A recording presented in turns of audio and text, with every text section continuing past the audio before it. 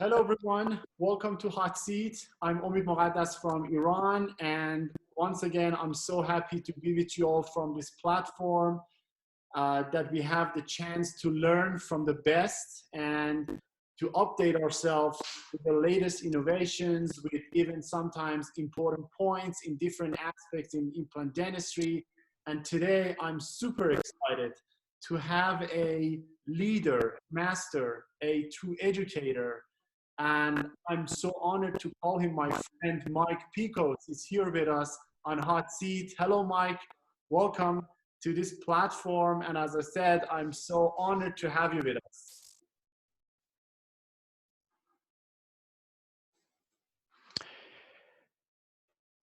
It's a pleasure to be here, and I'm very grateful for the opportunity to share some of my clinical material with my colleagues from all over the world.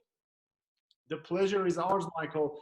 So today we're going to have a great topic that we're going to cover, and Mike going to talk about for us, and some kind of controversial topic, as he stated, but we're going to talk about posterior alveolar ridge reconstructions, maxillary reconstructions, and also we're going to talk about treatment options featuring lingual flap advancements. So it's going to be full of data and full of great things to learn and at least to be reviewed for us from one of the great educators in this field. So as a tradition, I will have Dr. Pikos CV for all of you. I know that he doesn't need any introduction. He's one of the leaders and mentors in every aspect in implant dentistry in the world, but it's a tradition, so I will have his CV for all of you. Dr. Pikos originally is from Campbell, Ohio, and he attended the Ohio State University where he graduated with honors. And also he completed an internship at Miami Valley Hospital and residency training in oral and maxillofacial surgery at University of Pittsburgh.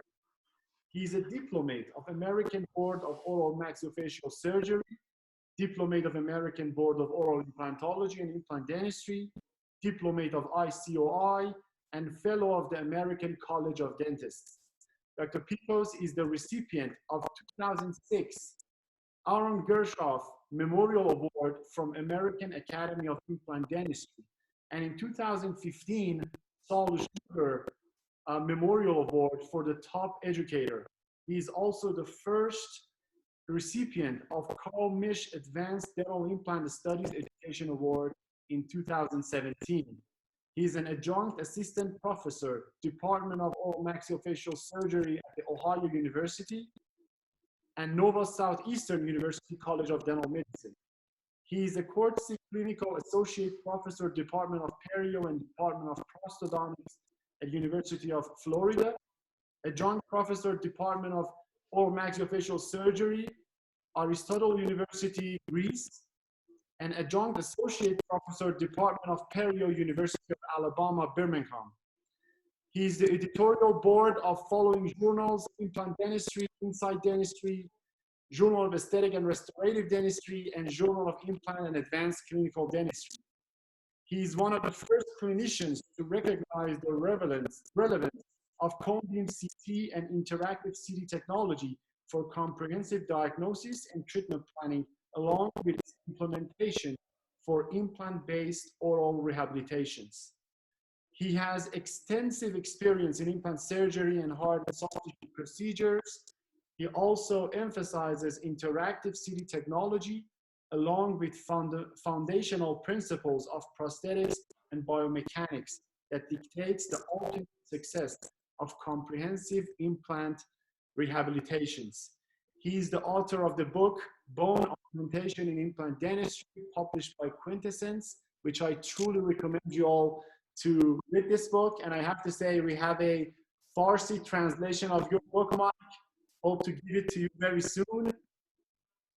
And also, he's the founder and CEO of Pikos Institute. Since 1990, he's been teaching advanced bone and soft tissue grafting courses, along with full arch immediate reconstruction courses, with alumni that now number more than 4,300 from all 50 states and 43 countries around the world.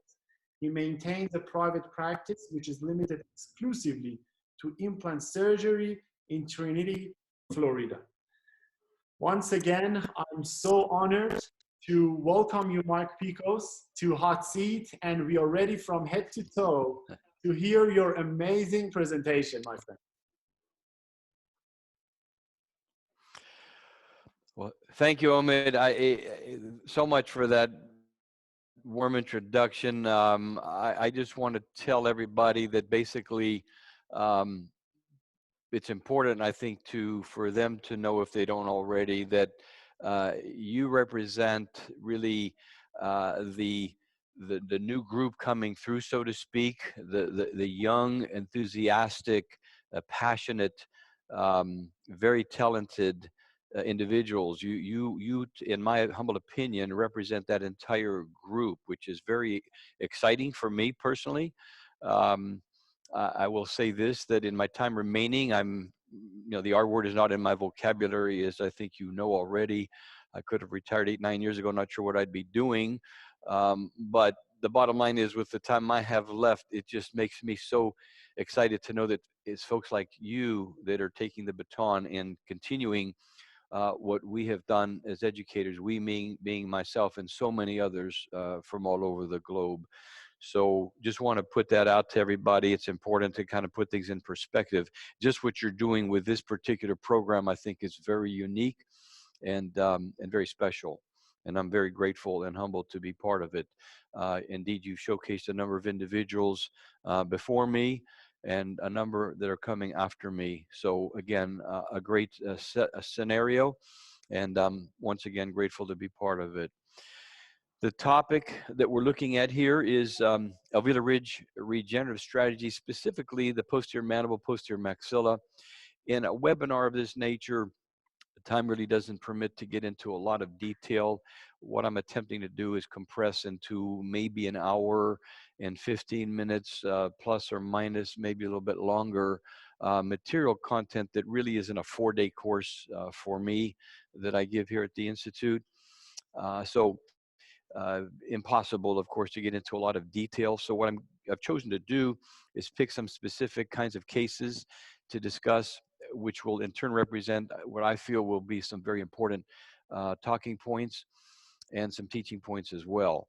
And most importantly, too, will be indicative of what I do every day in my practice, because it's important to understand and appreciate that, I'm still 4 days a week in private practice. I love my my clinical hat, and I love my education or educator hat, if you will.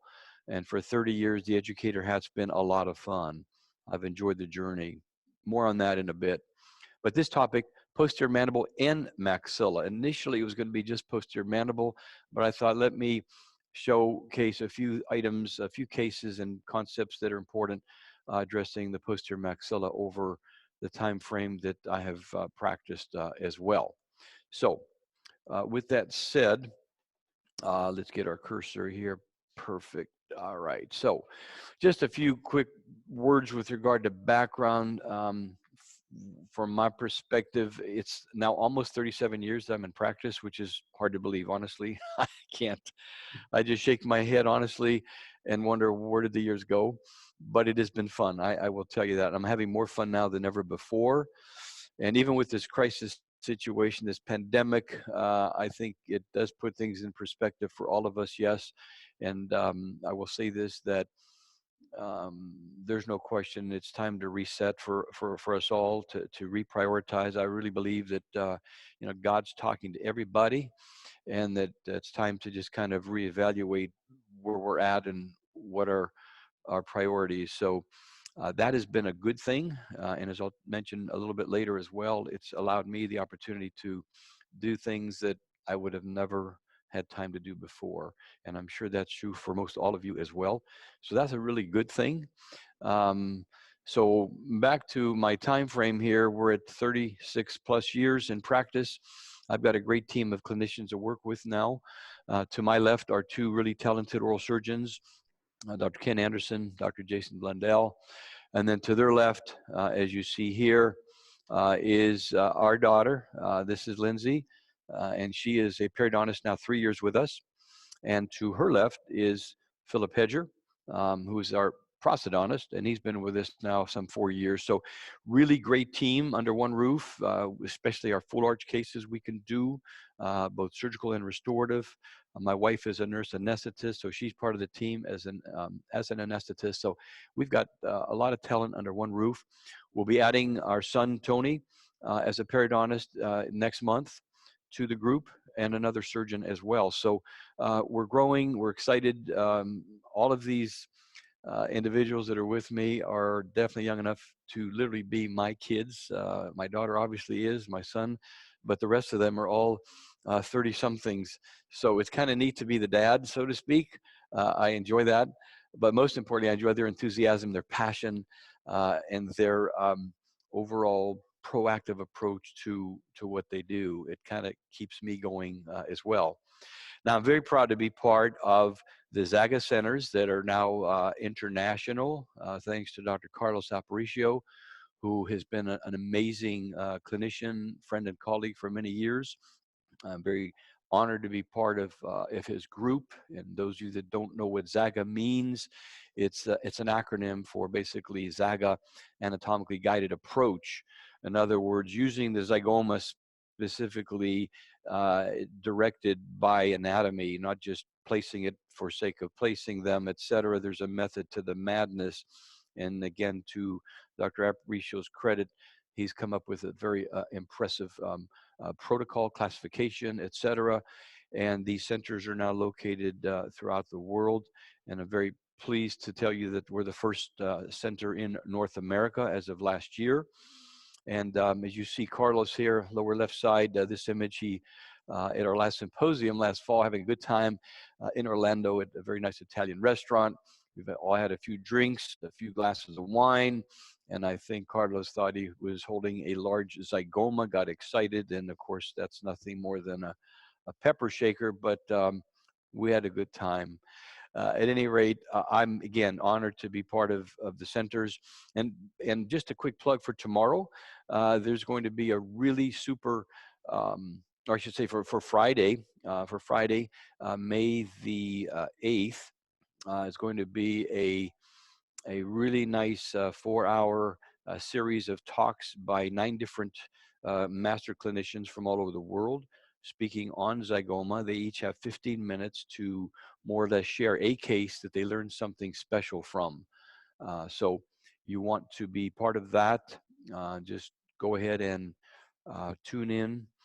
Tomorrow, this will be 10 o'clock Eastern Standard Time in the States. Not sure what time that will be all over the globe, but basically you can do some simple math and figure that out. But you don't want to miss that. I'm the moderator for that session, and I'm very honored again to be able to participate as such. So again, it's a great time to hear the masters, and in 15 minutes share with you some very important clinical pearls as they share a specific case with everybody. This is our 30th anniversary at the Institute. I'm very, very pleased and honored to be able to share this information with you. It's been fun. The journey, as Omid has mentioned, having trained quite a few individuals from all 50 states and many countries, it's just wonderful to have colleagues from all over. And that has been truly the most exciting thing for me as an educator person, to have met so many people ongoing from all over the globe. And we are truly a global community now, without a doubt. So I've enjoyed it very, very much. And we have a great institute now, 2 different buildings, more than 8,000 square feet under roof, to accommodate both our lecture discussion, our live surgery, and certainly our hands-on. Now, the concept of becoming a hybrid surgeon, at least in the States, it's an interesting one. Overseas, I know it's a different story, that most clinicians, or many clinicians, will do both bone and hard tissue, soft and hard tissue surgery, implant placement, and even implant restorations. In the States, it's important, I think, for us to appreciate better that the skill sets need to be developed equally, both bone and soft tissue, because when we do that, then we are truly masters of grafting, and the implant element is kind of a secondary issue, more or less, as I see it. But of course, it's about science and art of what we do. The science being, of course, evidence-based for everything that we do. Absolutely, yes. But then there's an art as well. And the art can only be learned with certainly one-on-one mentorship type thing, as well as live interactive courses. And these are obviously going on all over the world, and I think will continue to. Uh, the world is changing now, of course. The landscape will be different for us all, but I do believe that once we're able to travel, that the courses will be very important once again in our development. So science and art of what we do, and we must be, of course, evidence-based as we've discussed, but clinically relevant. If I'm going to share with you only a series of histology, specimens, and studies, and literature reviews, etc., I'm sure I would bore you for starters. And secondly, it wouldn't be so important for you to want to even be listening to me, because I'm not going to be able to tell you too much that will allow you to go back, say tomorrow, to your respective practices and incorporate anything I might share with you that you didn't know before. So we must be clinically relevant, certainly. And with all that said, at the heart of our institute now for 30 years is this concept of alveolar ridge strategies, more or less single tooth to full arch reconstruction. In other words, the entire spectrum of reconstruction in terms of dental implant based material and work.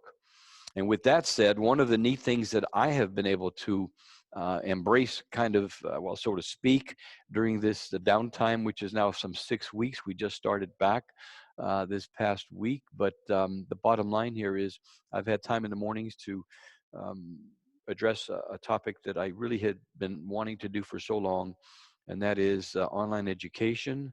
So we were able to now put this together, and it will be available shortly to everybody. The first course, which is our master class on sinus grafting for implant reconstruction. And as you see here, some 16 modules, more than 25 hours of CE credit, more than 1,500 slides and 50 plus videos, a lot of material. Now, live surgery, of course, is not included here, but with all the videos I go through and voice over, it just, it's a step-by-step protocols of not just the procedures, but spending some 4 hours just on complications alone, et cetera, et cetera. So a lot of material, and I'm very pleased and excited about this. And so more on this soon. And as Omid mentioned, the book that was published last August, A True Labor of Love. I will tell you this won't happen again.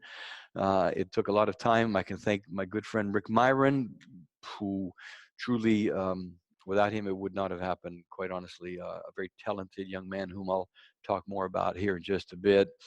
But the long and short of it is this is a book that is more or less an atlas within a book, because the teaching protocols are there, specifics of how I do things.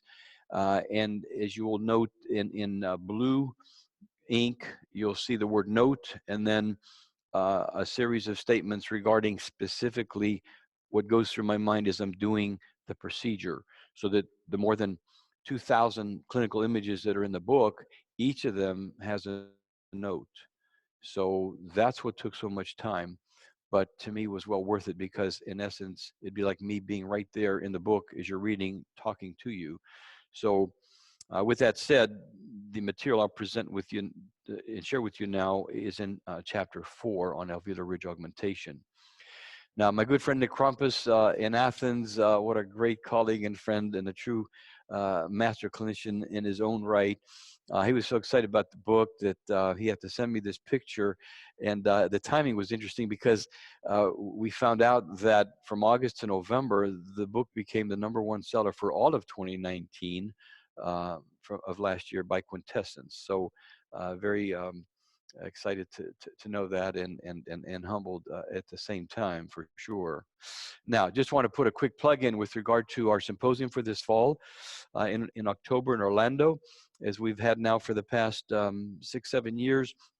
This is a very special format in that we have 2 hours for every speaker, hour and 40 minutes lecture discussion, 20 minutes Q&A just for each speaker, so that while the speaker is talking, our audience can basically text questions to the moderator, who has a little iPad, and for 20 minutes, rapid fire questions and answers, so that a lot of material is covered in 2 hours with the focus on one particular topic.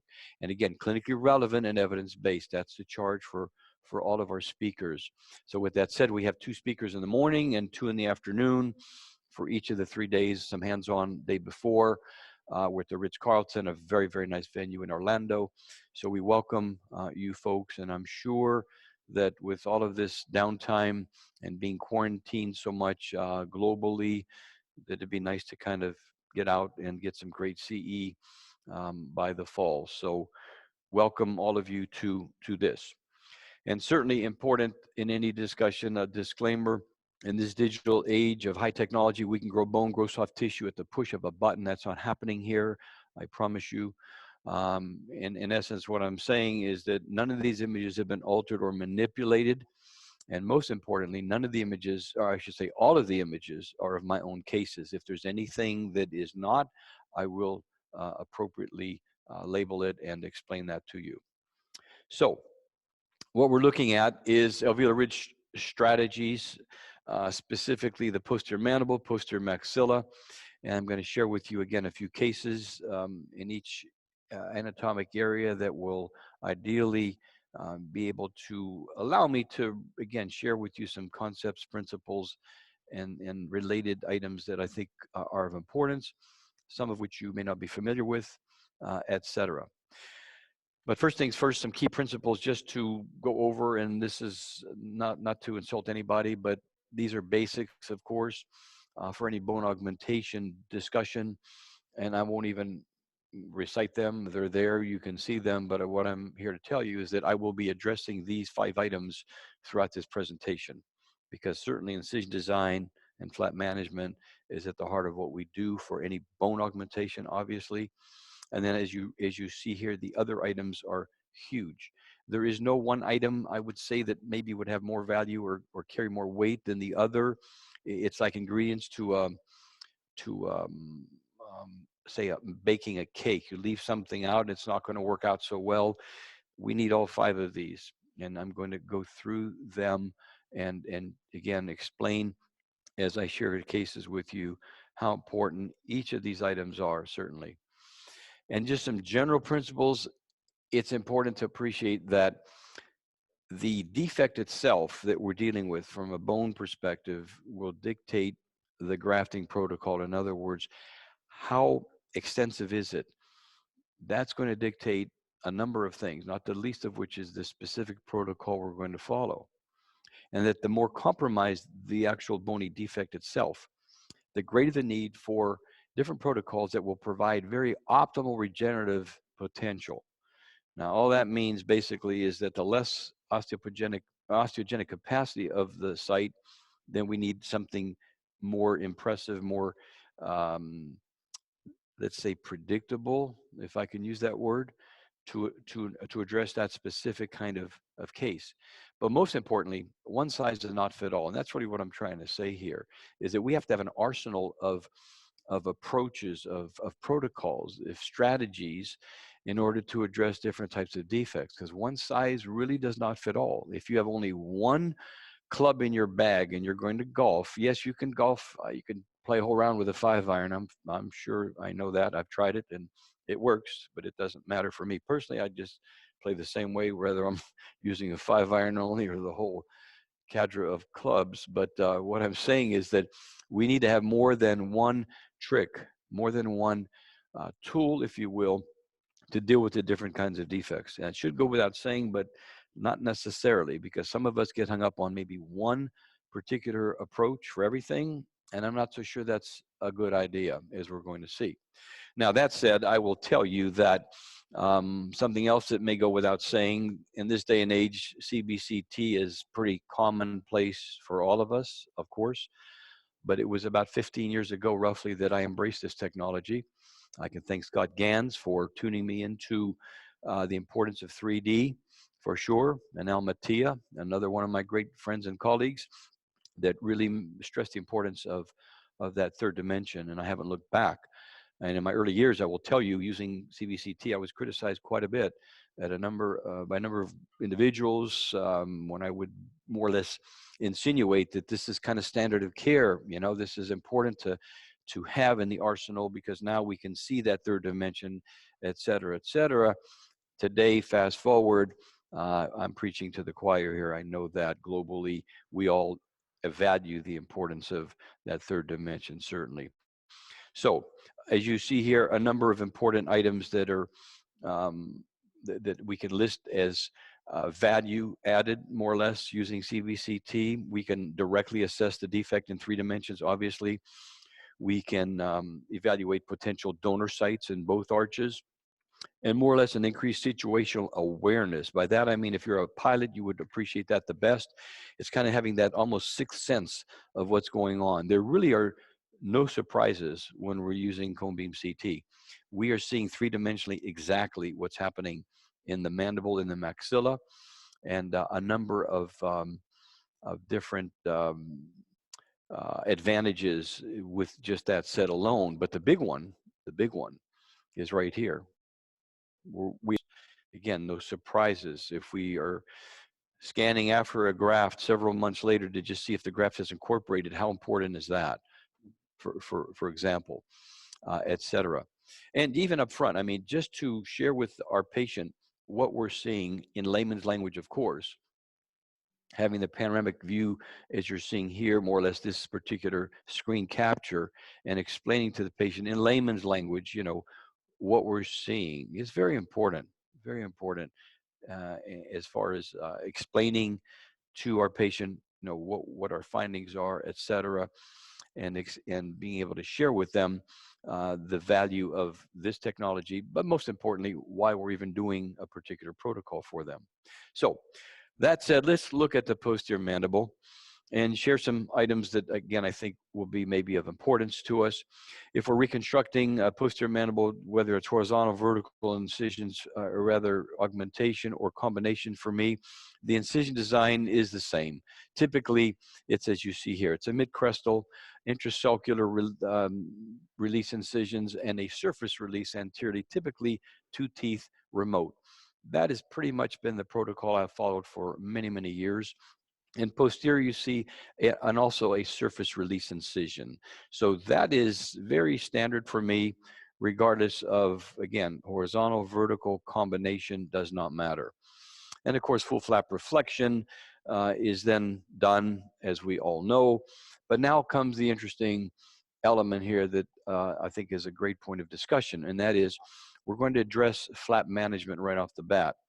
And to me, I like to release my flaps regardless of where I'm at in the mouth right up front. I've done that forever, for many, many years. And it's a point of discussion that I think is important for many reasons.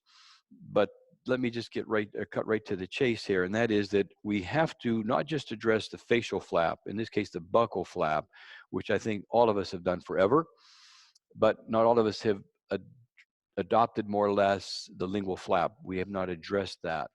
And if those of us who still haven't, I can tell you that there will be issues in terms of incision line opening, definitely. But I think today, for the most part, there's been quite an awareness in probably the last 10 to 12 years, roughly, globally, that the lingual flap must be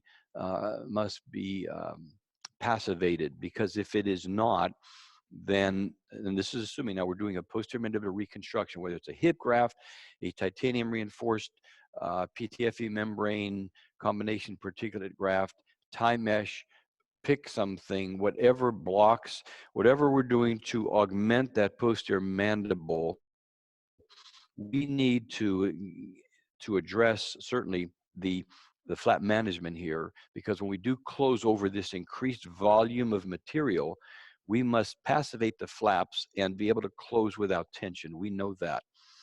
And I will tell you that a number of individuals, at least in the earlier years, would only address the buccal flap and then wonder why the incision would open up. What happened? Well, again, let's cut right to the chase. Lingual flap release is important. It's critical. In fact, without it, you can do 10 of these cases. I promise you, at least 2 to 3 will open up on you. I promise you. In the 90s, and I've been doing this using the technique I'll share with you shortly since 1990, but in the 90s in particular, I would get phone calls galore, Mike, and before they could finish what they're asking me about, I would flat out say, your incision broke down. Did you address the lingual flap at all? Did you do anything on the lingual? No, just the buccal. Well, that's the problem right there. So what am I saying? I'm saying the following, that lingual flap release must happen in order to passivate the flap adequately to get primary closure without tension, including the buccal flap, of course. But now let's look at different approaches, because the literature, at least in 2011, showed us that sharp dissection could be used on the lingual flap to separate the myohyoid muscle, which in essence is what we're doing, the deep from the superficial fibers. That's kind of what it's about in a nutshell. That's kind of the short story, so to speak, is you separate those fibers and you're going to increase the length of your lingual flap. Now, that said, there's more to it than that, of course. So let's continue. And our good friend Is van Urban has shown in his book and in his lectures and what have you, he's talked about different zones, identifying zones 1, 2, and 3, as he calls them, for the lingual flap. The zone 1 being retromolar pad, and then zones 2 and 3, different parts of the myohyoid attachment, et cetera, et cetera. So I think this is not a bad thing to be able to reference in terms of at least identifying parts of the flap, and I think that that's certainly well and fine. But then he goes on to indicate that the so-called traditional flap elevation and advancement technique is termed that, at least by him, traditional, meaning that there's limited amount of flap advancement, which I would agree 100%, because as you're seeing here, you can almost appreciate that there's tension right here anteriorly, and then anterior and posteriorly, more or less, yes. If in fact that's all that's done, if just the lingual flap's released and there's no other release mechanism, so to speak, well, then that's going to be an issue. But in saying that, his modified technique, as he's termed it, is such that he's addressed all 3 of these zones, and therefore, as you can see, there's a greater amount of advancement. Well, that's all well and fine, and specifically, he identifies these individuals as those who are associated with the more traditional approach. And then when I first at least saw, and he has referenced me over the years for my technique, but wrongly, in that by putting my name in that same discussion, I had to basically tell him, not true at all, because my approach is based on not only the fact that the retromolar pad is elevated, because it should go without saying, even from our sagittal split osteotomy days, osteotomies for me as an oral maxillofacial surgeon, that is part of the protocol. But my point is that you have to advance and reflect the retromolar pad, but also anteriorly, and that's really the other differentiating factor that he's indicated. And I would agree with the other 3 individuals, there was no anterior release to that. Well, let me just put that on the back burner for now, and let's look at something a little bit different as I build my argument here, more or less, to utilize a little different approach and technique rather than sharp dissection on the lingual, because there's something that's not necessarily addressed, at least not in the lectures I've been part of, and different panel discussions and main podium talks that I've shared with so many clinicians over the years from all over the world. There is this elephant in the room that nobody seems to want to address or talk about. What do I mean by that? Well, let's look at this specific image. And as you're seeing here, it's a very atrophic posterior mandible. And we're seeing here a structure barely, but now we can see it better here in this different patient. And we're seeing it even better here, more graphically. And of course, that is anatomically speaking, that is the lingual nerve. And it plays, of course, a huge role with regard to this flap reflection. Why am I saying that? Well, for many, many years, I would use the percent of about 15, roughly percent of the time that this lingual nerve is anatomically located very medial, very superficial to the lingual plate, or alveolar crest, I should say, the posterior mandible. What does that mean from a clinical relevance standpoint? Well, it means the following, that how many times have we, and I haven't taken out wisdom teeth in many, many years. In fact, my work has focused in the last 25, 26 years of my 36 years of practice in one arena, and that is implant-based surgical reconstruction. I placed implants from day one in '83, but focused exclusively, meaning no more osteotomies, et cetera, in about 25, 26 years ago. So with that said, practicing full-time all these years, I've seen a lot of cases, yes, done a lot of things, made a lot of mistakes, you bet. A lot of complications to learn from, absolutely, yes. But what I've learned over time is that when I was taking out wisdom teeth, how many times you roll out a lower third molar, conical root, no big thing. You feel guilty about what you've even charged for the patient because it took you a nanosecond to remove it. And little Susie comes back a week later, and how's things going? Fine, fine. Just one thing. Well, what is it? My tongue feels kind of funny. It's kind of numb. And you look at your notes, you look at her, you look back, you wait a minute. This was flapless. I just elevated this. I didn't even make an incision. It's impossible. How could I affect the lingual nerve?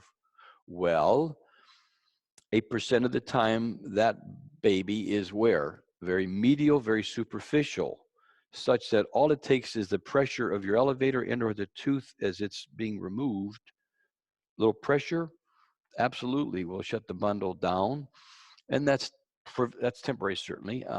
But my point is, it is a real deal in terms of anatomy. So now let's validate what I just said. And I was so excited when I saw this article because for the first time in forever, having done the procedure I'm going to share with you since 1990, here it is now 23 years later, and I can absolutely say, look, here it is.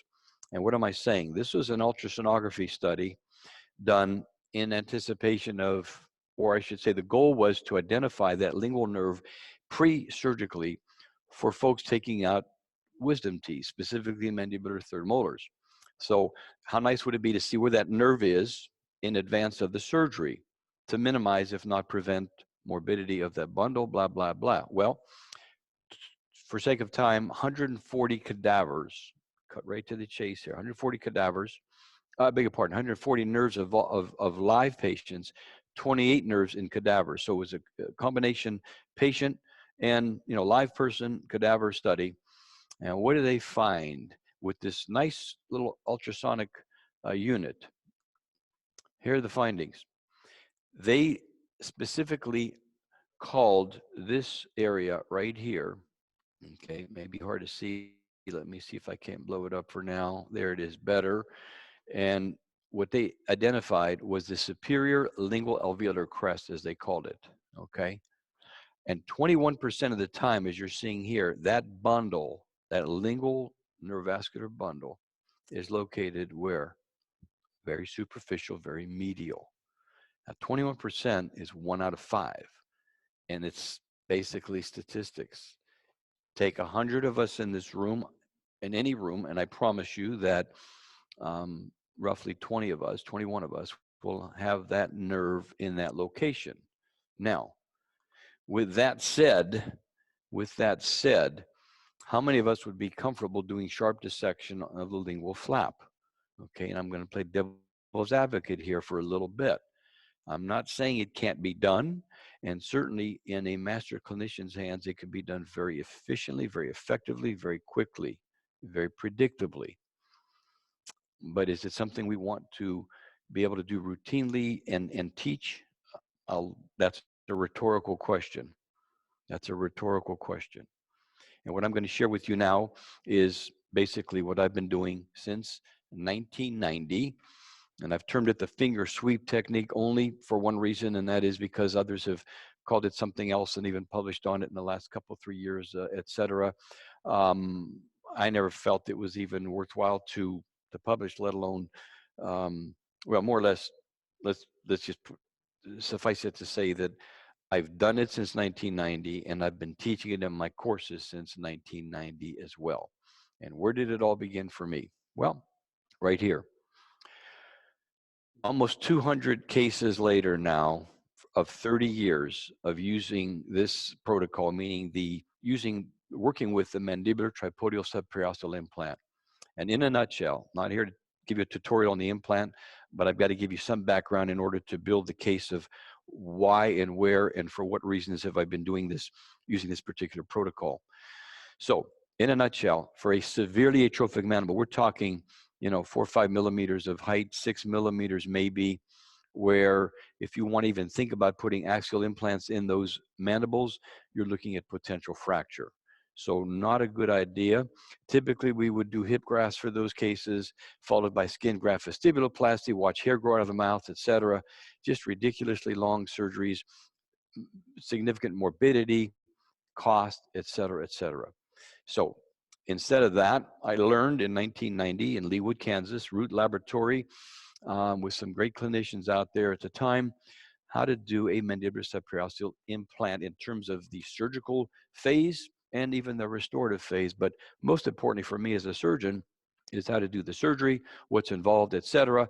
Well, let me just tell you that, and by the way, this is what a typical implant looks like. It's a custom implant. It is the first, if you will, full arch immediate reconstruction implant of its kind, meaning that it was basically the first full arch immediate reconstruction kind of implant, period. So what am I saying? In the old days, up until about 13, up until about 15 or 16 years ago, roughly, maybe 15, roughly half the time from 1990 to let's say 2005-ish, we would take two impressions, a conventional impression of the bone. In other words, I would open up surgery one, take a rubber-based custom tray impression times 2 of that bony arch, and close up, and we would then box this, pour it up, send it to the lab, and then plan it with the lab. And then what I would be sent back would be this chrome, cobalt, molybdenum, and that's the alloy of the implant, custom made for that bone only. But then now for that arch, so now it required a second surgery, open up again. It could be anywhere from days to weeks later. Typically for me, it was about 6 weeks later, I would like. And then place the implant, close up, and in go the teeth.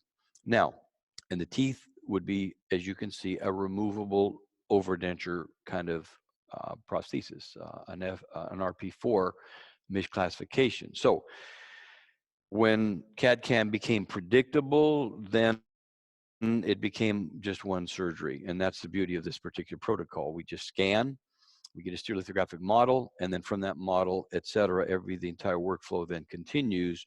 So we get a custom implant. Now, this is one of the first ones I did. It's literally 30 years old, and this young lady at the time was only 42. And there's the implant. And I know if we show an N of 1, you can say, well, sure, Mike, that looks good. There's got to be morbidity, et cetera. Well, that's the extent of the morbidity after 30 years for her.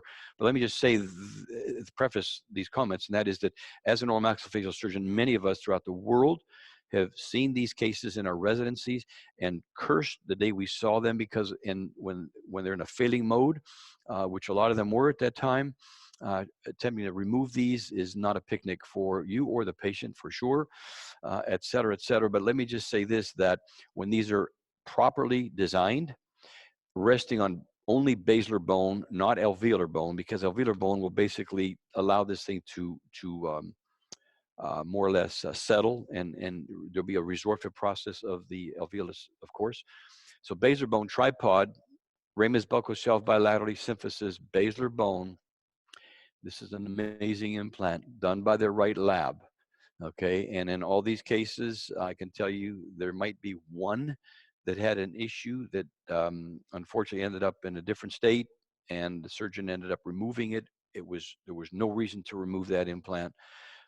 Anyway, another story. But what am I saying? Extremely predictable implant, absolutely. And in fact, because of cone beam CT technology from 2005 roughly forward, I've been able to scan patients that I had worked on in years past, so that now in this one case, a 30-year-old case, we can see proof of concept.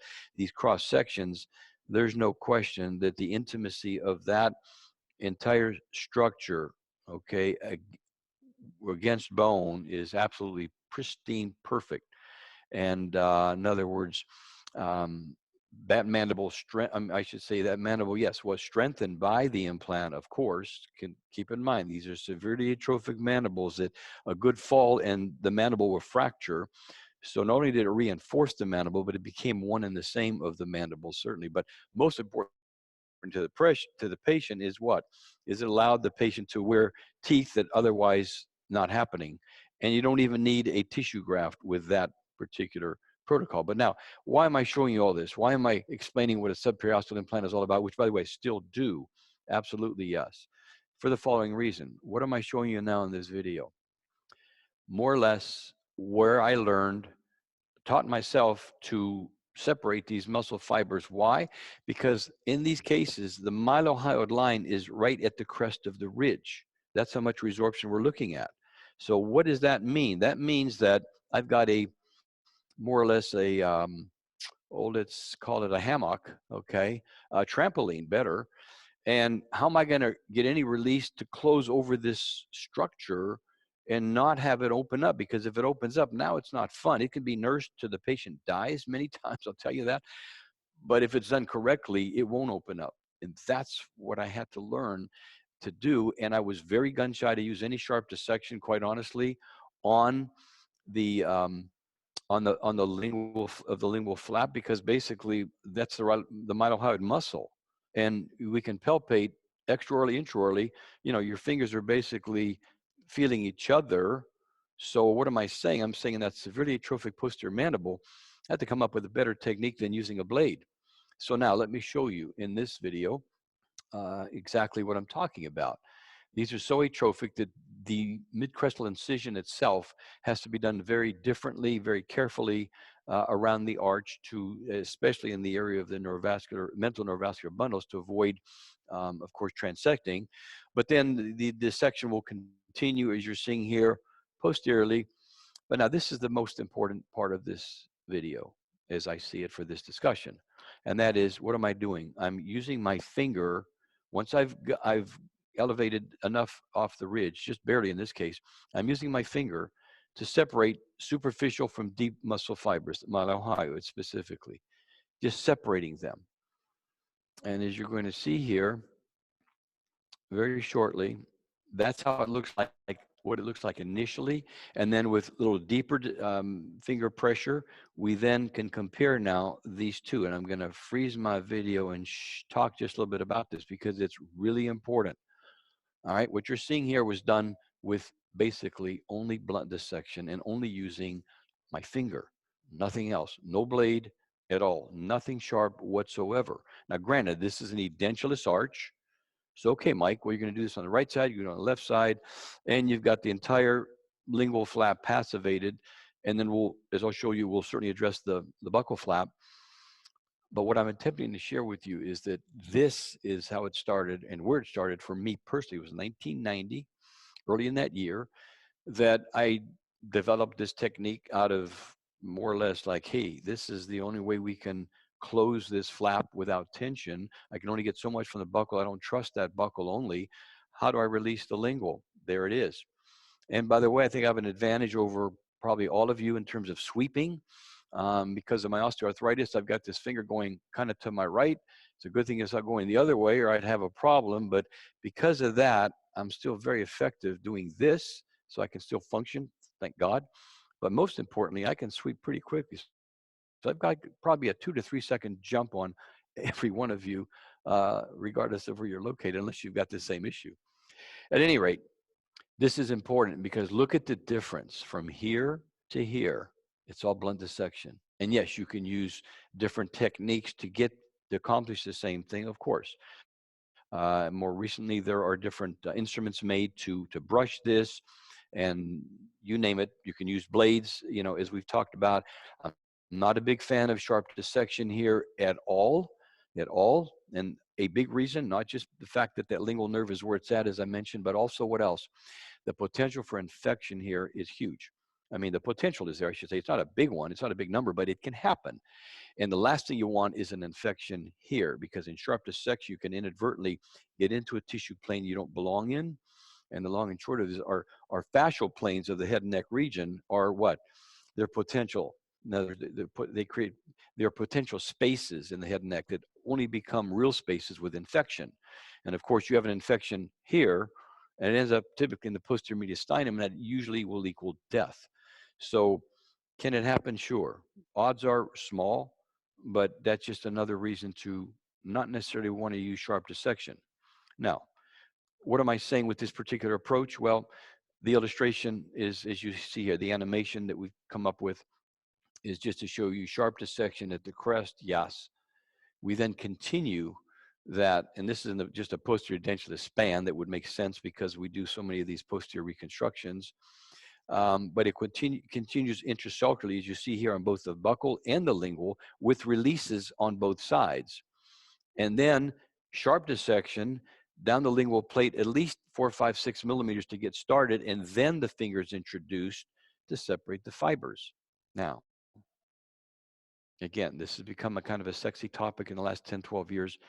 1990 is when I started doing this and have full validation of the technique itself, and began to, I should say, incorporate it immediately in 1990 into my courses. So now here it is in a typical posterior mandible edentulous span, where we're introducing, again, nothing more than the index finger to separate these fibers. Now, will I have elevated that retromolar pad? Of course, you have to. You have no choice. You're going right through in fact, I go through the pad, which is another different factor or differentiating factor than a number of our colleagues. I go right through that pad and then release into the buccinator. And of course, you must release on the lingual, because when I didn't do that early on, I would tear the flap. So that happened real fast. For me to make a release of about 5, 6 millimeters, surface release incision, lingual, have to, or you'll tear it. So we have to address the facial flap, of course. And here we are with nothing more than, again, that 5, 6 millimeter incision we talked about. But now that's for the lingual, but now let's get to the facial. Nothing more than a sharp blade. We'll go through maybe 5, 6 blades doing this, and that's sharp dissection, sure. But now we'll continue with what? Blunt dissection. And by the way, you can use the blade, you can use scissors, or you can use even a needle point of, let's say, electroradiosurgery that I use at times. But now this is blunt dissection with nothing more than a curved hemostat. We've got to separate the buccinator fibers to passivate that flap better. And now look again, finger dissection, wet gauze, blunt dissection again. So on the facial, it's a combination of sharp and blunt. On the lingual, for me, it's sharp just to get down the lingual plate, but then it's all blunt. But look at what we've got here, and let's freeze frame that. See? You have buccal flap, you have lingual flap. You can close a mountain with those two flaps now. And that's what been my protocol for these 30 plus years of doing these techniques. And again, what we've incorporated into our courses. So site preparation becomes very important. Absolutely. Intramural penetrations, we know that. That's can be argued back and forth. I'm in the school of thought that you need angiogenesis, obviously, as much as you can for your case, for your recipient site. Why not create the bleeds? So yes, many references that would validate decorticating that site. Now, I'm a big fan of tie mesh. I know that there's morbidity with regard to exposure. Not time to discuss this in any kind of detail, except to tell you that the range is 0 to 56%. We have a couple of our Italian colleagues that have reporting 0, and then we have the more realistic end, 56%, and then everything in between. I will tell you, reality is anywhere from 10 to 15% definitely can happen, will happen. but it's a controlled thing. We have different strategies to minimize the mesh exposure. And if it does become exposed, I will tell you it is so super compatible. It's not even funny. It's not an issue with regard to losing your graft if it's exposed after 2 to 3 weeks time. So enough of that. So there's our time mesh being used. 0.2 millimeter thickness is what we typically use. And what you're seeing here basically is the graft complex that I've used now for about 14 plus years, and that is using a wonderful growth factor called BMP. And BMP is absolutely invaluable in terms of knowing you're forming bone de novo. Do you have to use BMP? No, but there's some advantages. And Craig Mish, myself, Oldie Jensen, Jay Melmquist combined for this article back in 2015, where we combined our cases to show that on average we could have a roughly 8.5 millimeter vertical gain of bone, not just in the mandible, but in the maxilla, various regions, using a combination of BMP and mineralized allograft with time mesh as the barrier to make sure that we maintain that graft volume to allow it to be dimensionally stable. So does it work? Sure, it absolutely does. And then we add, well, these are the basic items, the ingredients, if you will, to the graft complex. Let's go through them real quickly. BMP again, forms bone de novo, as we know, absolutely yes. The mechanism of action is very impressive because in essence, it will bind to this receptor sites of these stem cells. It's a dimer, so it's a two-pronged receptor site more or less. But what's impressive is that BMP acts like a magnet. It will just suck the stem cells to wherever they're at to it. It will be basically, like a magnet, bam. So then in turn, the cells will proliferate and then go through a morphogenetic series of differentiated states to create an osteoblast. So in other words, BMP is a true mitogen morphogen. Morphogen coming from the Greek word morphos, shape. So it differentiates that stem cell all the way to a bone cell, an osteoblast. And this is kind of a synopsis of what happens. But here's what's impressive, that early immature osteoid formation occurs as early as, look at this, 1 week post-op. That's amazing. 1 week, early osteoid. And at 6 months, I wait 7 months. Quite honestly, at 7 months, you're going to have D2 quality bone. And that's important to know. It will turn over beautifully. Now, we add a filler, so to speak. And for me, mineralized allograft fulfills that role. A cortical cancellous gradient of 0.6 to 1.2. Have many, many, many cores taken over the years from socket grafting to alveolar ridge grafting, and you name it. And I can talk till I'm blue in the face about how important and how impressive a mineralized allograft, even by itself, is for sockets, et cetera. Different discussion.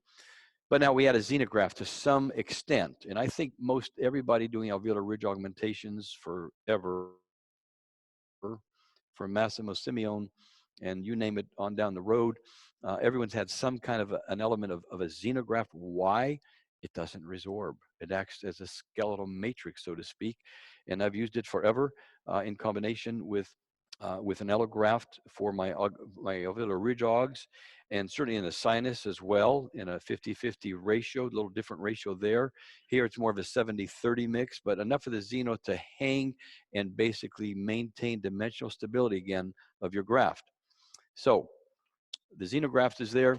And again, if you want to look at biomaterials in a very specific way, in a very scientific way, you've got to get this book. I mean, hands down.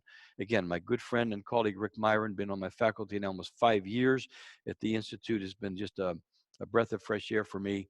Brilliant young fella, 36 years old, published now more than 250 articles, peer-reviewed, more than 8, 10 at least book chapters, 5 different books with a couple more on their way shortly. Again, he's the one who helped me with my book.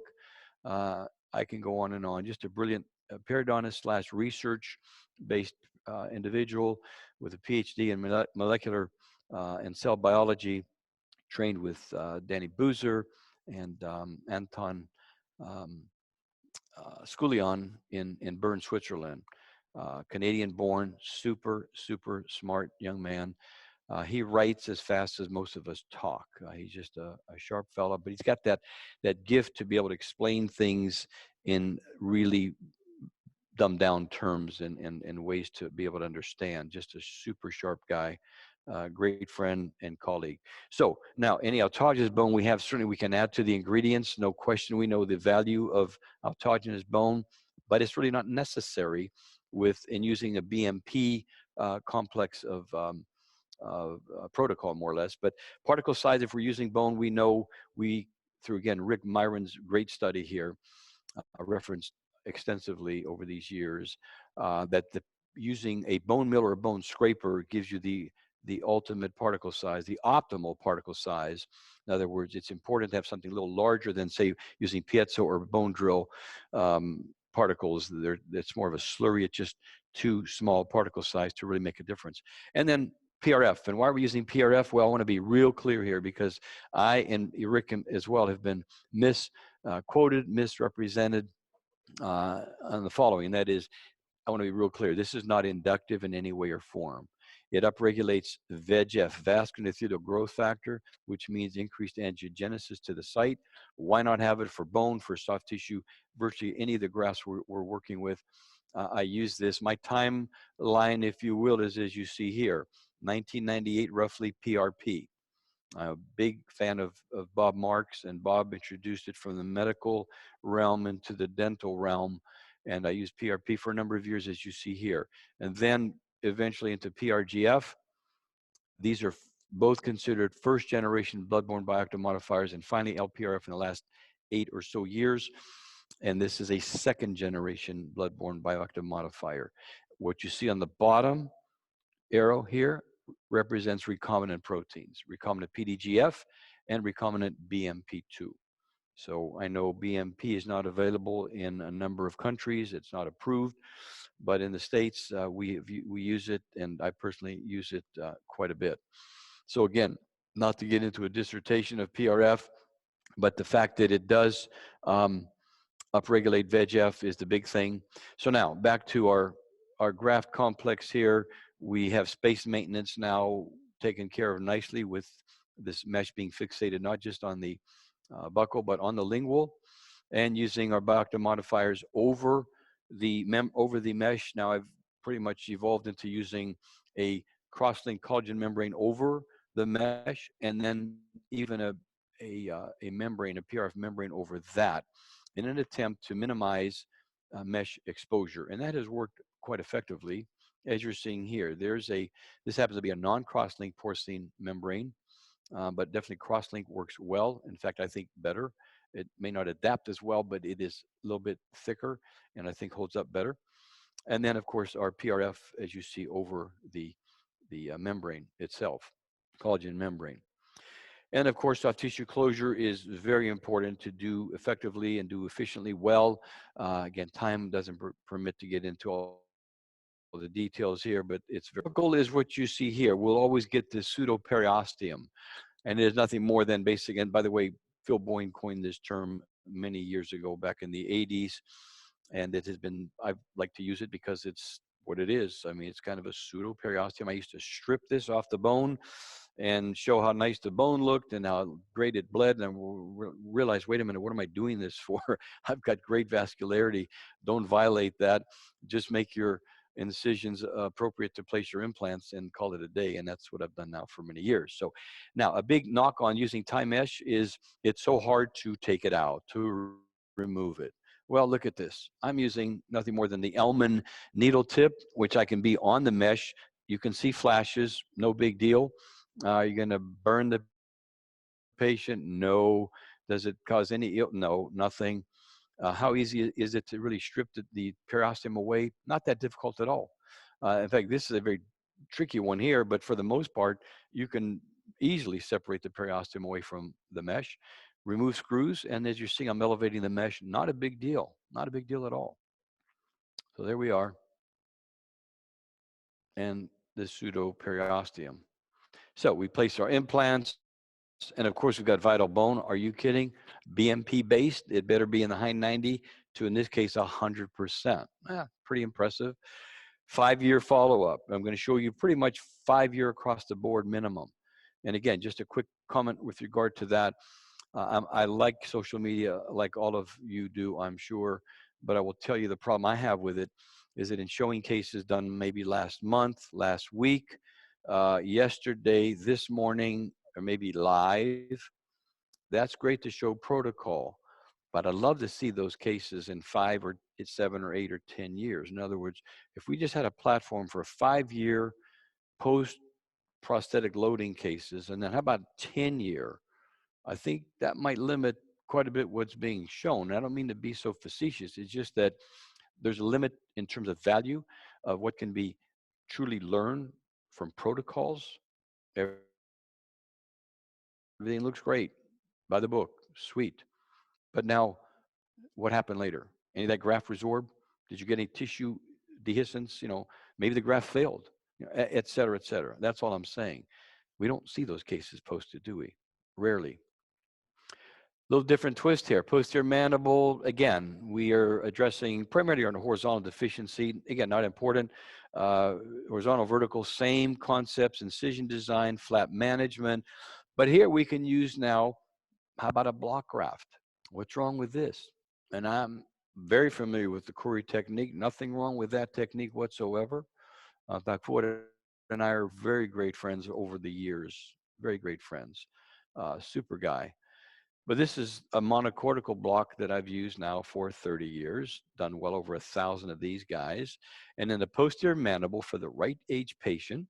And again, taking into consideration other parameters as we would do normally in any treatment planning diagnostic workup. Okay, take age into consideration, any more comorbidities, on and on and on. But look at this.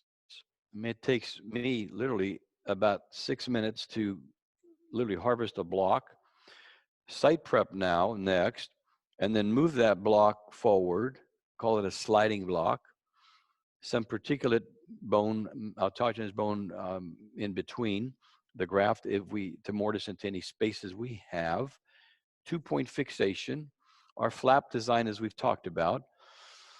This whole procedure is 45 minutes. And time is, by the way, is not a big thing. I don't mean to make any point of that other than that it could be done very efficiently. And once you've done a number of these, you do them in your sleep like anything else. You master the technique, etc. But all I'm saying is in comparison to another technique, the tie mesh I just showed you,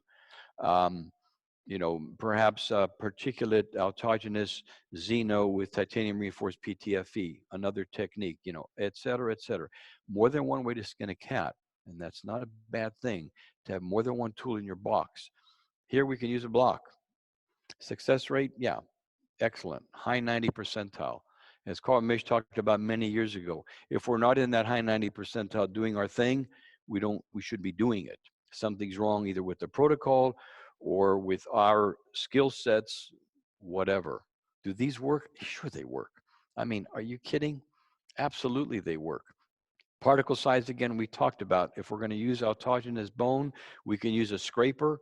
Absolutely. Been using this for many years. We can harvest bone in the space in the site that we're at. For example, if we're doing a sinus graft, before we even outline our window, we can harvest a fair amount of autogenous bone if we so desire.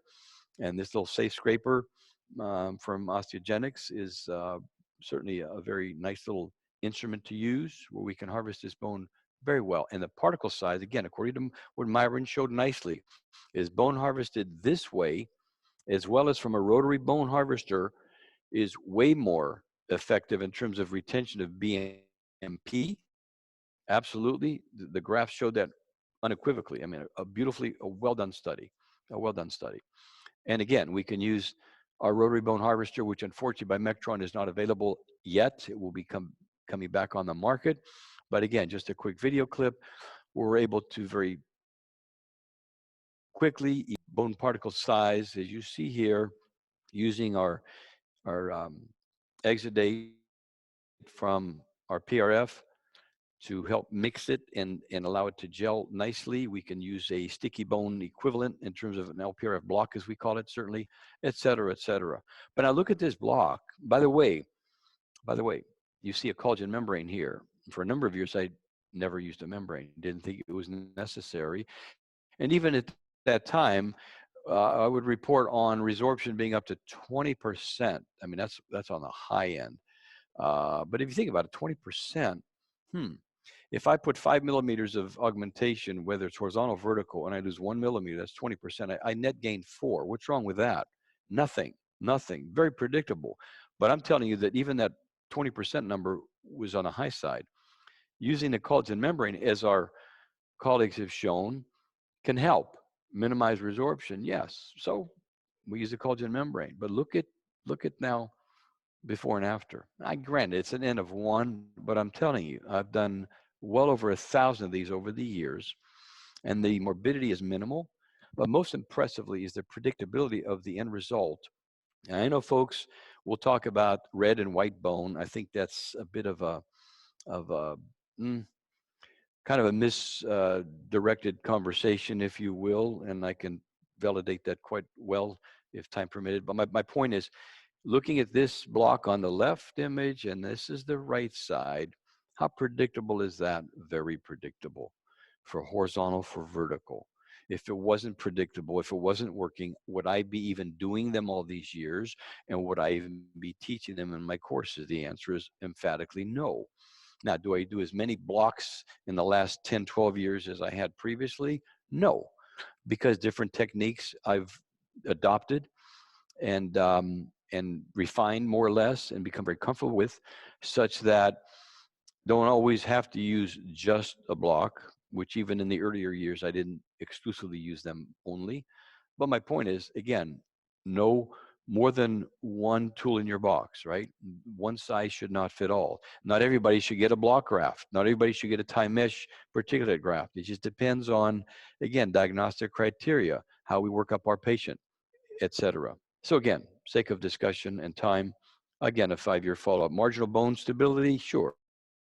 Does that block really not turn over? No. Myself, Craig Mish, and many others over the years have a gazillion of these cases. If the block didn't turn over and become literally the patient's own bone in that site without any degree of morbidity, i.e. marginal bone loss, etc., that would have been a problem. I'd have become a commercial fisherman a long time ago out in the Gulf of Mexico. I definitely wouldn't be practicing, and I wouldn't be teaching it. Now, another twist, posterior mandible again. How do we handle this case? Again, we need here horizontal augmentation, more than one way to skin a cat. Yeah, we can do a ridge split in the posterior mandible, sure. Been doing this for many years. And just quickly, without getting into protocols, but site preparation becomes important. We're outlining our site using absolutely perfectly well the piezoelectric device. I've used the Mectron device for some 15 years now, or pardon me, we separate the plates as you're seeing here, we graft, etc. And we can predictably 5 months later get this result. And then here's almost a 5-year follow-up as well. So is it predictable? Sure, absolutely. So we have more than one way to address, for example, that type of a case. And how about this case where you look at these images radiographically and say, wow, compared to what's going on here, this is pretty wide, shouldn't be an issue, right? Well, until you see that. And that's a whole nother ballgame. So how do we address that? Well, quickly, we can, number of ways. One of them is, again, tie mesh with BMP. Predictable result, absolutely yes. 5 year later, boom, still good, looking good. So that's the posterior mandible. Now, I can share with you so many other cases. Again, I'm trying to take 4 days and compress it into an hour and a half or so discussion here, but let's quickly go to the posterior maxilla and share with you a few cases that are indicative of, again, different augmentation protocols that I've followed now over these years. Again, the value of CBCT here, we're using our sequential digital diagnostic workup that I do for every patient. And specifically for this patient, it had to do with the ridge as well as the sinus. So we're assessing, again, our horizontal vertical dimensions of the existing ridge. We're looking at osteometal complex patency in anticipation of a sinus graft, certainly. Any septi that might be involved, and certainly pathology that can easily be missed on a 2-dimensional radiograph, no question. So there's the ridge. By the way, this gentleman was, I believe, in his late 70s at the time, mid 70s, mid to late, pretty sure. And you can see there's a ridge deficiency and a sinus issue. So we have a combination kind of amount of bone, I should say ridge, horizontal, vertical, etc. So many of these cases, in fact, most of these cases, I will do the sinus graft and the ridge all at one time. This gentleman had some medical issues that really minimized, or I should say, mandated that the surgical time be minimized because of some blood pressure issues and related um, comorbidities. Bottom line is, I had to be in and out rather quickly, so I staged this. I did the sinus graft first, and have done a number of these over the years, as you see here. My talk on myths and mythologies, I had given a webinar just a few weeks ago. We had that and registered for it. It was really an interesting talk, and I was going to be kind of giving that one again here, but I decided to let me shift gears and get into something a little bit different. But at any rate, here we are with this gentleman, Mr. George here. We did the sinus first, and now the ridge jog coming up. But there's different periosteal release techniques that we can use to passivate our flap, as we know. The needle tip from our I should say our radiosurgery unit, the Elman Surgitron, can be used here very effectively. Minimizes bleeding, certainly. So this is one way to sharp dissect that lingual, I should say that facial flap. And then secondly, we can use, of course, a nice sharp 15 blade, as we all know. And that way we can address the periosteum. And then finally, from a sharp dissection perspective, we can use scissors. So we have at least 3 ways to sharp dissect as we have done now over these years. And then, of course, this will be followed by blunt dissection, definitely. And as I've shown you earlier, we can use wet gauze and finger dissection and get the same end result in terms of increasing the length of that flap. Because in this case, we're really only getting flap release from the facial, or the buccal more or less, not the pellet. So here you see the curved hemostat followed by wet gauze. So we've got a combination of ways to go about these cases from both a sharp and blunt dissection perspective. And as you're going to see here, the flap is passivated rather well, and we can close over anything we want, any augmented site, certainly, et cetera, et cetera. So back to George, and again, Mr. B here. There's our time mesh. And of course, we're advancing the flap, and you know the story there. Every time we advance a flap to get good closure, we're going to obliterate the attached tissue. So we've got to come back and do secondarily a vestibuloplasty, as I'll show you in a minute. But now here's the before and after, these different screen captures. As you can see, the amount of augmentation at 7 months. 7 months of time is what it takes for that BMP to turn over. And you still have not totally mature bone, I will tell you that. That bone goes from a D2 to a D1 over the next 4 or 5 months, roughly. But here we can place our implants very predictably, and we take cores, and again, we're going to see 93% vital bone. What else would you expect with BMP? We place our implants, and now the V-plasty. I have used Eloderm now since 1998 as a vestibuloplasty soft tissue graft combination. And it works effectively well. In fact, it's ADM, as acellular dermis matrix goes, Eloderm is the most published in all of implant dentistry. Here's a 5-year follow-up, and I'm going to tell you what you get, as I'll show you in just a minute, is a series of, well, you'll get tissue that won't necessarily be keratinized on the surface. Roughly half the time, though, it becomes keratinized. You will see it there. But what I'm saying is that we will get an immobile matrix, or I should say it's a mucosal looking, but immobile tissue. And the key is immobile. We don't want it moving, obviously. So 1998 began doing these V-plasties with Eloderm, connective tissue side down on the periosteum. You reverse that, put the basement membrane side, it will exfoliate, of course. Does it work? Absolutely. Here's a 10-year follow-up. Look at the creep we got here, and very nice keratinized keratinized appearing tissue. Yes, it's all fixed. but then you'll get some that are just mucosa. This one using, at that time, I believe, some ankylous implants. But look at this V-plasty, and look at the end result 15 years later. Okay, we started with this upper left image, and we got this lower right 15 years later. Now, will that always happen? No. But what will always happen is the following, and that is a fixed immobile tissue. I don't care what it looks like on the surface, it's just not moving. And by the way, you have to reposition that flap apically roughly double the length of what you want ultimately. If you want a 5 millimeter band, which we pretty much shoot for, I'm going 10, 12 millimeters of apical repositioning and securing that flap, knowing it's going to relapse roughly half. That's a fact. I've done these enough in my sleep to know that. And again, there's a 16-year follow-up. You know, I can show you case after case of using Eloderm.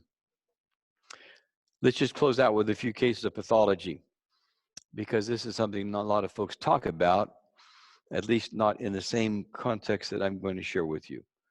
This happened to be a lesion spotted 1998. This patient was sent to us pre-cone beam CT days for me, so therefore I'm getting a medical grade CT. And what am I finding? Yeah, that's an odontogenic based lesion, sure. So we're going to take the tooth out. The lesion's still there. We're concerned about it, and doing a sinus graft that may obtund my osteoid complex and elevation. So I need to remove it. And by the way, one of the few individuals that I've ever come across over these years as an ENT colleague, and certainly one who publishes, is this great young lady, Dr. Ferguson, who unfortunately passed away about a year and a half or two ago, I believe. University of Pittsburgh, where I trained. She was introduced to me by Mark Weingarten, a wonderful periodontist colleague of mine. At any rate, what they showed that the incident is the following: the incidence of odontogenic sinusitis is likely underreported, absolutely, in the literature today, and that in fact, that roughly one third of all chronic maxillary unilateral sinusitis is odontogenic origin. Okay, it's of odontogenic origin. Very important. Not all of our ENT colleagues know that. It's important that we educate them, absolutely, because many times they're treating sinusitis and not realizing, you know, with different drug regimens, and not realizing that the tooth is the problem. At any rate, again, for sake of time, these are cases that it depends on size and location. That's what dictates for me whether I'm going after the path. Because 99% of these lesions, as we know, are benign. If we have a mucus seal, that's a different bird. That is by definition a very aggressive lesion. It will invade bone, etc. We're not talking that. We're talking our thickened membranes, our polyps, our mucus retention cysts, etc. So here we remove them. I make the incision by design to remove. Now, can you certainly aspirate some of these? Yes, you can. But the bigger these are, the more I'm going to just absolutely do what I'm showing here, and that is remove them. So now what are we doing? We have a complete tear. Well, the literature is pretty clear on this over these years, and that is if you get a large tear or you have pathology, if you have pathology like this particular reference I'm showing you from Ole Jensen's second edition. Again, no disrespect to any of my colleagues whatsoever. These are all friends, absolutely yes. But all I'm wanting to indicate here is that it's unfortunate that the literature will continue to support the fact that if you've got pathology, remove it, close up, put a membrane over that sinus, call it a day, come back, pick a time frame, 4, 5, 6 months, 9 months, have a baby, come back. I promise you that membrane will be super thin if it's even there, and it's going to perf again.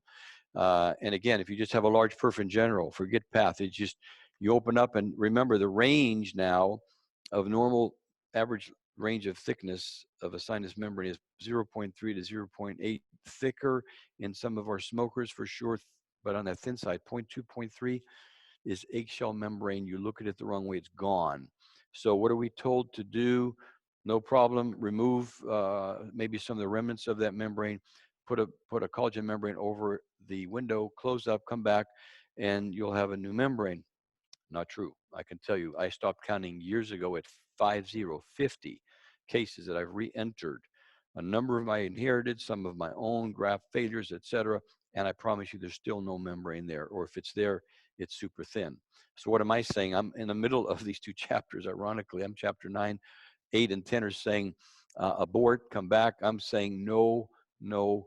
I have not aborted one sinus graft in my career of the 1,400 plus lateral window approaches by themselves, not counting Crestal, but just, and even Crestal, but for that matter, not aborted any of those lateral wall cases because of any reason, certainly not membrane perforations, in using what? This particular protocol, the sinus membrane repair technique that I came up with in the early 90s, published on it mid 90s. And it's nothing more than using a type 1 bovine collagen cross-linked membrane in such a way, typically a 30 by 40 membrane. By the way, sometimes, as you see here, I may splice it because two of them, like a 30 by 40 and a 20 by 30, in order to get enough surface area to completely form this so-called like a cocoon within the sinus. But there's a method to the madness. And what am I saying? I'm saying that when this membrane is elevated, or just pretend it's just not there, I'm saying that this collagen membrane cannot go down to the floor. It must leave bony walls, anterior, posterior, facially, lingually, palatally, in other words, bare at least 7, 8 millimeters from the floor to allow for good blood supply to feed the graft. And with external fixation, we immobilize this membrane well. Sometimes I will go internal to fixate as well. So whatever is needed to literally more or less fixate the graft and immobilize it. And then we, I should say the membrane, and then we graft, as you see here. Here's a 9-month follow-up now. We have a defect up here, but not such a big deal. All of this volume at 9 months, are you kidding? Great histology to validate what we have at that time frame. So really beautiful bone that we can now go into and place implants non-submerged very routinely. Remember, that's what we started with. So that sinus was in essence fully pneumatized. How do we contain the graft? A big myth, a huge myth in sinus grafting is that we want to maintain the Schneiderian membrane, the native, membrane of the patient, in order to what? Allow it to create, it's osteogenic, yes, but the reality is, does it really contribute to bone formation within the graft? The answer is no, no. And there's some nice studies that validate that. Point is, we want to maintain that membrane for one reason, that is to prevent graft extravasation, and that's done with my collagen membrane, so not a big deal.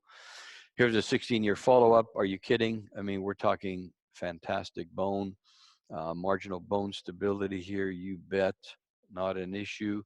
Now, do I have a CBCT on this gentleman? No, regrettably, no. He moved, and we're trying to track him down. I believe he's in Tennessee, and if we can find him, then I would love to get a scan on him because he's pushing now almost 20 years of follow-up. So we'd love to see what the bone looks like, but I will tell you that I can promise you the bone is still there, not going anywhere. We've already contained it early on, and that's the bottom line. So again, just a few cases in the posterior mandible and the posterior maxilla to share with you some principles and concepts that we have followed now for quite some time here at the Institute, in my private practice, certainly. And I hope that in this time frame, I've been able to share with you some items and maybe practices. So with that said, just again, a quick little plug regarding our online masterclass first course of the series that is now finished up and will be available shortly. In fact, we'll be launching it in just under 2 weeks. You'll hear more about it in my third of this series of webinars that I'll be giving here from the Institute a week from Wednesday. So at any rate, that again has been a real labor of love to be able to place the entire course more or less online.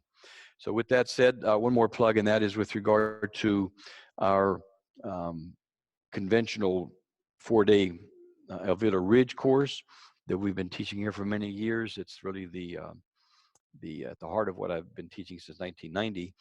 At any rate, we've got 4 seats left, and we're definitely going to be adhering to social distancing rules and what have you. So there's limited attendance here. We have 4 seats left, and unless things were told otherwise, we should be able to follow through with our course. So the exciting times for us to get kind of back in the saddle with the courses. and look forward to hosting this next month. Now, with that said, again, one of the big pluses for me personally in this downtime of the pandemic is being able to spend more time with my own family and especially my grandchildren. So our daughter Lindsay, who I made mention of early on, she's a periodontist with our group now 3 years.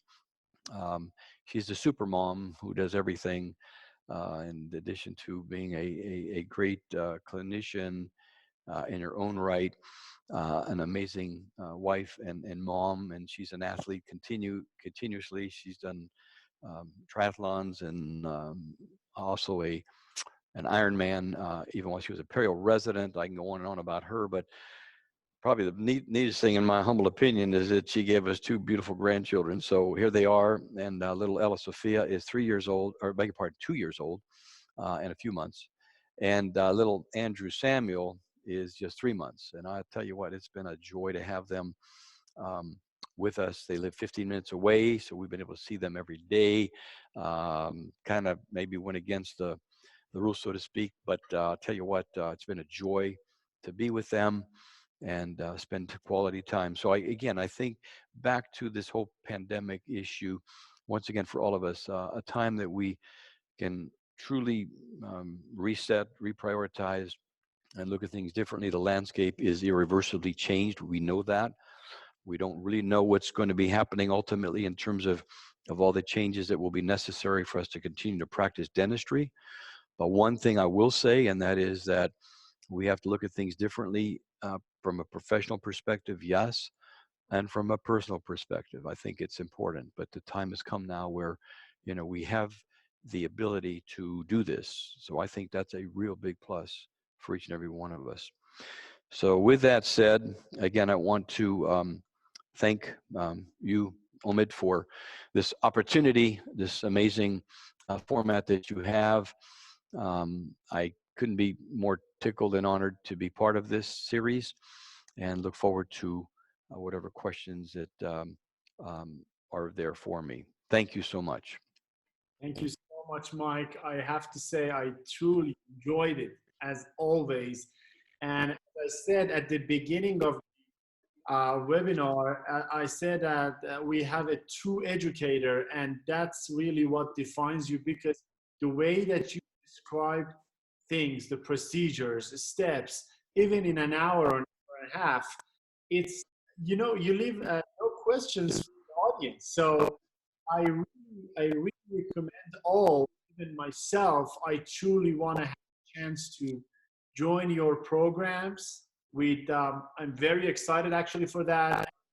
If so far I hadn't the chance to come, it was a visa issue, but I really recommend all, and also your great book on bone regeneration. It's not just a routine book. It's, as you said, it's more than 30 years of experience in one book with your surgical notes, and it's very valuable for all of us as clinicians, as people that want to learn from the best, and sharing your experience in a book, that valuable book, really something that undescribable. I just want to say thank you, and I truly recommend everyone to read that book, as you said.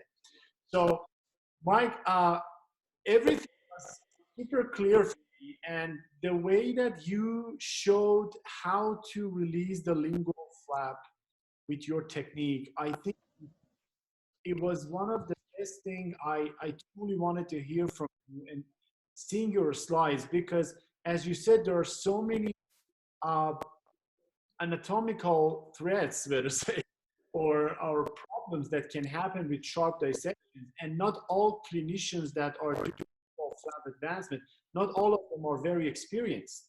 So the way that you showed how we can advance lingual flap, I think it's very minimally invasive, and we can minimize the risk as maximum as possible, as you said.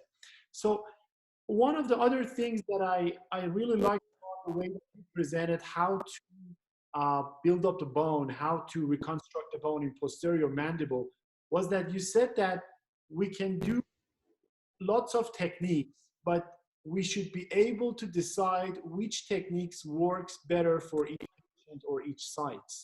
And as you said at the beginning of your lecture, you showed 5, 6 parameters that are, have equal importance in all of those techniques. So one of the things that I wanted to ask you was regarding the technique you showed about the splitting, and you fixed the buccal plate with the screws.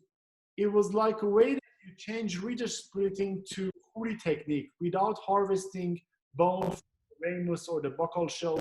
You use the same bone in the buccal aspect and open the ridge and fix it with this. Do you recommend it as in most to go with that approach instead of harvesting bone from the ramus, if possible? I'm sorry, I lost you. You broke up a little bit.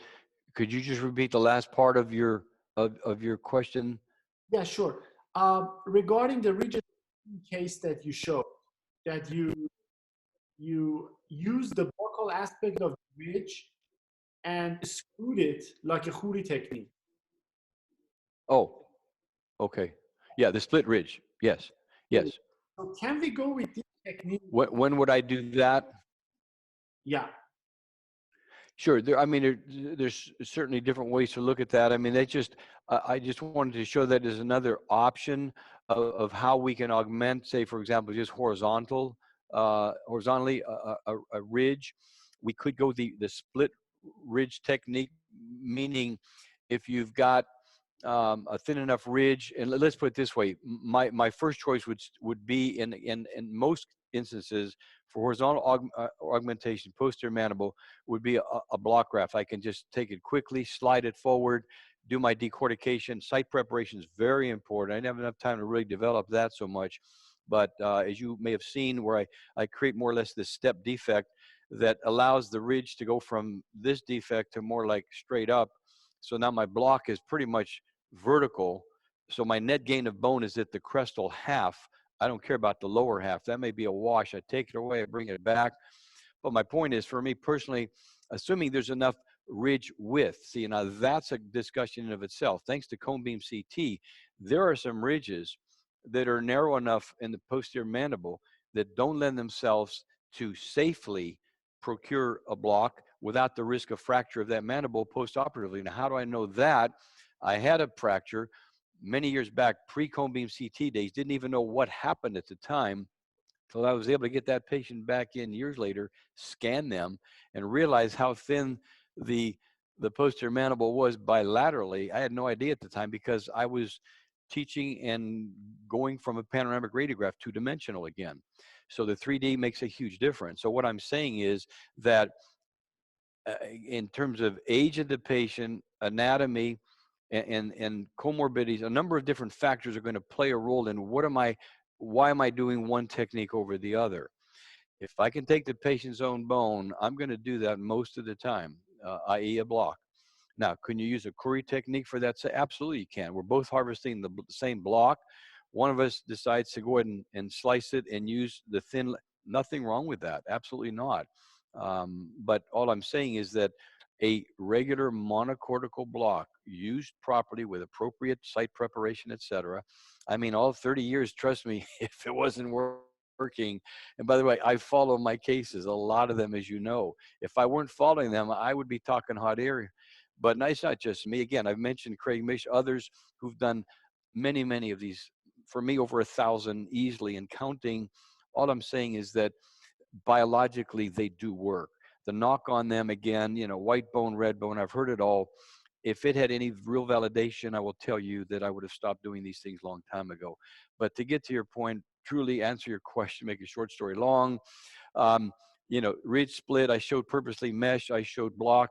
You could also use a titanium reinforced PTFE, as you know, et cetera, particulate graft combo. Why one over the other?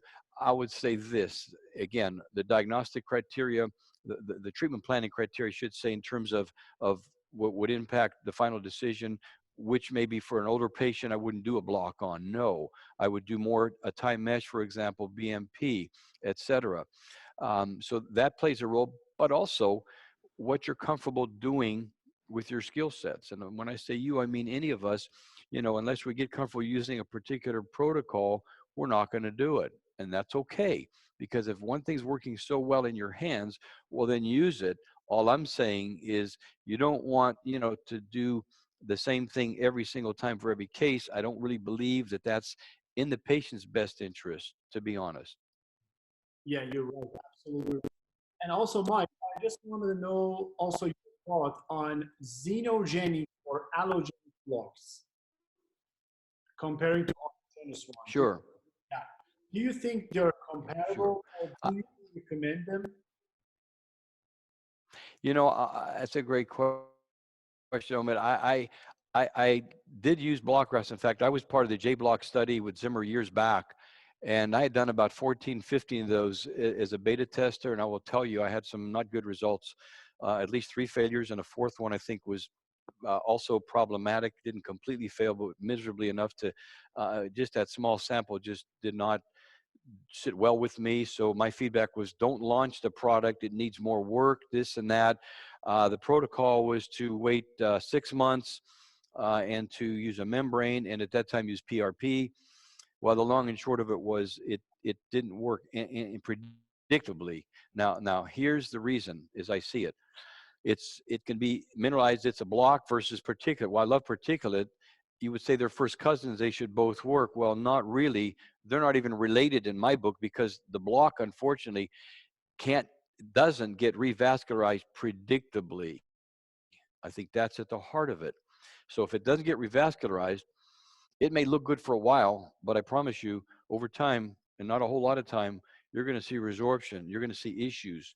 And I've yet to see any kind of a case series, or I should say study, really, that has shown a series of multiple in a row cases done with any degree of predictability. Now, with that said, if I'm going to recommend to anybody even using an allogeneic block, I would say a one-tooth site, horizontal, and stay in the maxilla, stay out of the mandible, and then pray on top of that, light some candles and what have you, because I'm not so sure even that will work out. So what am I saying? I'm not a big fan of an allogeneic block by itself. Now, that said, if you want to get fancy and use maybe BMP as the bazooka, which is, as we know, the big, obviously the forming bone de novo, big gun, etc., and you want to impregnate the block with BMP, now you've got a great matrix, conductive as heck, you've got the BMP, but now you're adding a lot of expense, because even the smallest aliquot of BMP for a one-tooth site is going to be about $650 US, at least now. The block can be quite expensive as well, another $500, $600, $700 or so. When you start adding all that up together, it's a big number just from a dollar and cent standpoint. Yeah. So there's pro and con on that, but the short answer for me, I guess I would say, is I'm not a big fan of allogeneic blocks. No, for the reasons I mentioned, the lack of consistency of revascularization and turnover. Yes. And Mike, my final question: uh, do you also in posterior mandible recommend short implants in cases that you have a minimum place short implants? Do you prefer to do the reconstruction or going with the short implants and more number of implants? Yeah, I'm glad you asked that. I'm glad you asked that, because in my overall discussion, again, in my course, I spent an hour and a half, almost 2 hours, just on short implants in the alveolar ridge augmentation course, believe it or not, and for good reason, because it's been about 10 years now that I can see my early cases still holding up well with different implant systems, by the way, but they happen to have an aggressive thread design, which was the key, as I realized later, like more recently in the years. And the long and short of it is, no question that there are so many cases that now, again, in the last over 10 years, but especially in the last 5 to 6 years, that I've looked at differently and treated differently, especially in light of our European colleagues, Esposito and many others who've shown very nicely. Canizzato, my good friend in Italy, Gioacchino Canizzato, who's shown beautifully how these short implants work long term. But there's some, of course, like anything else, there's a learning curve, how to work with them, how to use them, etc. And our good friend Tomas Linkevicius has shown us the value of soft tissue thickness, etc. So there are a number of parameters we have to look at to maximize the success rate of these short shorty implants, short meaning less than 8 millimeters. The shortest I use, honestly, 6 and 7.5s, primarily a BioHorizon system. I use other shorties from other systems too, but 6 is like the minimum length I'm comfortable with, to be honest. And but yes, to answer your question, there are times where I will graft maybe only for horizontal, and then I can place short implants. I don't have to worry about vertical, and especially in the case, if you think about it, where just as an aside, where we have maybe cuspid to cuspid, and we have dipped out posterior mandibles. We've all seen these cases, this and that and all. Well, if you start thinking about it from a practical perspective, you won't need to augment maybe what, 6, 7, 8 millimeters of bone bilaterally, okay? And you need soft tissue on top of that as a graft. We have lack of attachment to begin with, and then we're going to place the implants. And before you know it, when you take this whole thing out, you know the story. You know where I'm going with this. From a cost standpoint, from a morbidity standpoint, from a time standpoint, what makes more sense? I mean, think about it. Now, granted, not everybody's going to jump at taking out 6 good teeth. I know the story, but guess what? That is the most practical solution, in my humble opinion, to a case like that, rather than me stomp at a podium and show you how great I am to show you 2 vertical augmentations that took forever to do. And by the way, not so predictable. No, they're not. So anyway, just while I'm thinking of that as an aside, I think that's an important point to bring up too, that I'm big on grafting, absolutely.